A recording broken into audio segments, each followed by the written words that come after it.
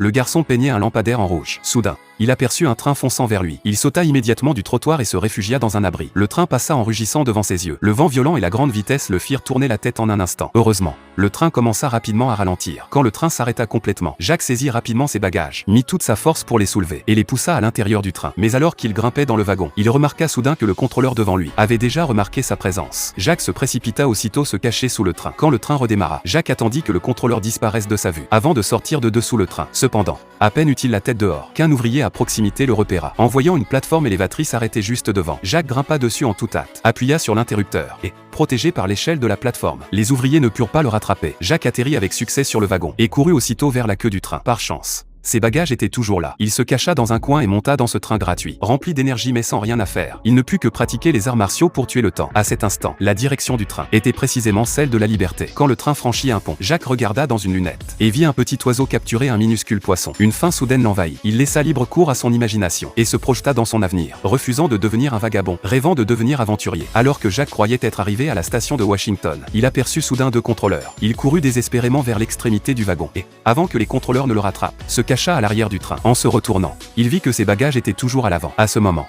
les contrôleurs étaient déjà arrivés. À l'endroit d'où il avait regardé, l'un d'eux monta immédiatement dans le train, ne remarquant pas Jacques à l'extérieur. Il s'accroupit et fouilla attentivement. Il ignorait totalement que Jacques s'était déjà glissé discrètement dans le wagon. Quand le contrôleur se leva et tourna la tête, le bruit de la porte s'ouvrant transperça soudain ses oreilles. Jacques verrouilla rapidement la porte du wagon. À cet instant jaillit une inspiration soudaine. Dans le même temps, le contrôleur s'arc-boutait désespérément contre le bord du wagon, s'efforçant d'enfoncer la porte sans y parvenir. Il se pencha aussitôt pour regarder à l'intérieur. C'est alors qu'un tableau représentant une statue attira l'attention du contrôleur. Il s'accroupit une nouvelle fois et fixa Jacques du regard. Jacques resta figé sur place, toujours en train de prétendre être un personnage du tableau.